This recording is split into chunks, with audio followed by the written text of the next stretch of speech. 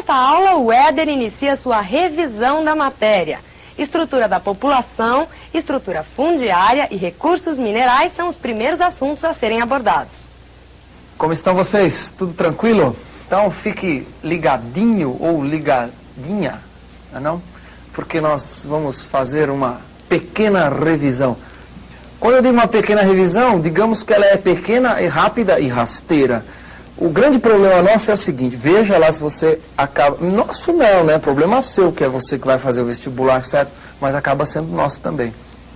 Que é o seguinte, nós temos que tentar aí, num golpe de sorte, uma espécie de uma loteria, assim, tentar acertar alguns assuntos que podem estar presentes na sua prova. Por que tentar acertar? Porque o vestibular ele tem uma peculiaridade, né? Particular, dependendo do lugar onde você vai fazer, né? Particular para cada escola, evidentemente. Mas, dependendo de onde você for fazer, ele tem muito poucas questões a respeito de cada matéria. Você fala, mas isso é ótimo, tem menos trabalho fazer a prova? Olha, é ótimo, não sei não. Isso pode ser bom por um lado, mas pode ser muito ruim por outro lado. Por quê? Porque acaba virando uma loteria, né? Então nós tivemos aqui várias aulas, você me aguentou aí durante muito tempo. Falamos de muitas coisas. E na hora que você for fazer a prova, vão cair 5 perguntas. Preciso imaginar uma prova teste que tem uma média de 10 questões. De geografia, eu estou dando geografia do Brasil, 10 de geografia do Brasil, 10 de geografia geral. Você percebeu? Quer dizer, 5 de Brasil e 5 de geral. Uma prova com 10 questões. Então tem 5 perguntas para o programa inteiro. O programa, todo o programa de vestibular virou loteria, né? Deu para entender? Então eu vou tentar nessa loteria dar algum tiro certeiro aí. E eu selecionei alguns assuntos para recordar com vocês. Então vamos ler, né? Para dar uma dica, se você esqueceu, dar uma estudada, tal. O primeiro deles é esse aqui, ó. O primeiro grande assunto é sobre população. A questão da população ser urbana ou não ser urbana no Brasil. Então, o que você deve saber sobre isso? Quer dizer, o mínimo do mínimo que você tem que saber para fazer a sua provinha de primeira fase. Primeiro, que dos anos 40 até o início dos anos 90, até o final dos anos 80, no caso, houve uma inversão na estrutura populacional brasileira, quanto à distribuição no setor urbano e no setor rural. Falei, mas isso eu estou cansado de saber? Ótimo, se você está cansado de saber, excelente. E em que década foi que ocorreu essa transformação? Se você está olhando o gráfico com calma, você vai notar que é exatamente entre 1960 e entre 1970. Portanto, foi em que década? Na década de 60. Observa que a população urbana aqui é menor do que a rural, e aqui a urbana ficou maior do que a rural. Conseguiu enxergar isso? E hoje, praticamente, a população urbana é quase 75% da população brasileira. Então, isso é um dado muito importante. Houve uma grande urbanização no Brasil, vinculada a uma série de fatores. A industrialização, a própria modernização da agropecuária, do campo, isso tudo acabou levando a um crescimento das cidades muito rápido, daí a grande urbanização. Tá bom. Só que essa urbanização teve uma série de consequências também. Ora, essas consequências às vezes podem ser cobradas em prova. Eu separei um item para a gente analisar, discutir uma das consequências da urbanização. Uma das várias consequências é exatamente a questão da distribuição da população pelos setores de atividade. Você vai notar aí, ó, veja bem, o crescimento da população, você nota por essa curva aqui. Que não é bem uma curva, é uma reta, viu? Crescimento da população urbana, ótimo. A partir do momento que a população urbana começa a crescer mais do que a população rural, é o que nós chamamos de urbanização. Teve urbanização, isso vai ter reflexo imediato na distribuição de população pelo setor primário, pelo setor secundário, pelo setor terciário. Lembra o que é cada um desses setores? Setor primário envolve as atividades no campo, sobretudo a agropecuária. O setor secundário, atividade industrial. E o setor terciário, tudo que não é industrial e nem agropecuária. Ou seja, o setor terciário envolve o comércio, os serviços e por aí vai.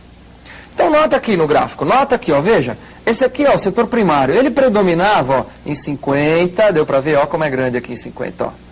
Ele predominava em 60, ele predominava no início dos anos 70, Só que, lembra do gráfico anterior? Quando foi feito o censo de 70, a população urbana já era superior à população rural, hein? Já tinha superado a rural. E quando você vem para 80, não tem jeito, né? O setor primário já teve menos população e o setor terciário acabou superando o setor primário. Então isso é muito importante. E hoje o setor terciário tem muito mais gente do que o setor primário. Mas veja, o setor primário ainda tem uma população muito grande, por uma razão relativamente simples. Qual é a razão relativamente simples? Que o Brasil ainda tem uma população rural muito grande. 25% da população brasileira aproximadamente, o que dá uma boa quantidade de pessoas aí. Você pensar na população brasileira que está perto de 150 milhões de habitantes, 25% disso dá quanto? É muita gente. Então daí tem muita gente ainda no setor primário. Isso também, além de mostrar que tem muita população rural, mostra que também a nossa agropecuária é uma agropecuária, quando comparada com os países desenvolvidos, que tem uma taxa de mecanização muito pequena. Quando comparada, porque nos países desenvolvidos, no geral, a porcentagem de população vinculada ao setor primário é muito reduzida, longe, né, dos índices brasileiros. Bom, são dois assuntos importantes que podem cair em prova, evidentemente. Então você fica ligado aí, né, tenta estudar os aspectos relacionados com a população brasileira, com o crescimento da população, que eu não abordei aqui, mas é um item importante, e com a estrutura populacional brasileira, que é o que eu estou abordando. Outro item que pode cair, que de certa maneira está vinculada com essa estrutura populacional também, é a questão da estrutura fundiária no Brasil.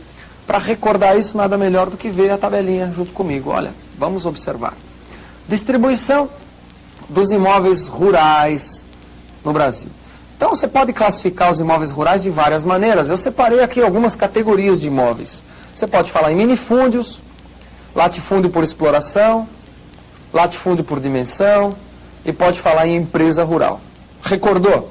Ora, quanto ao número, ao predomínio de quê na estrutura fundiária brasileira? 72% das propriedades são minifúndios, então há o predomínio dos minifúndios. Então, no Brasil, em termos numéricos, predominam minifúndios. Só que se você olhar a área ocupada deles, 12,5% da área. Olhe a área ocupada desse aqui, ó. Nossa, quem que é esse cara que ocupa 73% da área? Tem só 23,1% dos imóveis. São os chamados latifúndios por exploração. Você lembra qual é a principal característica do latifúndio por exploração? O latifúndio por exploração é improdutivo. Então você não deve esquecer, improdutivo. Então guarde, sobretudo, essas duas categorias, que são as mais importantes. Tanto uma no tocante ao número de propriedades e a outra no tocante à área ocupada. Então essa é a característica básica da estrutura fundiária do Brasil, que é sempre cobrada em prova. E lembra que essa estrutura ela está cada vez mais concentrada, ou seja, a propriedade da terra está cada vez mais concentrada. Cada vez as grandes propriedades ocupam mais área, enquanto que aquelas pequenas que predominam em número ocupam menos área. Isso que é concentração fundiária, concentração da propriedade da terra. O que evidentemente vai desembocar nos conflitos de terras e N outras coisas. Êxodo rural e por aí vai.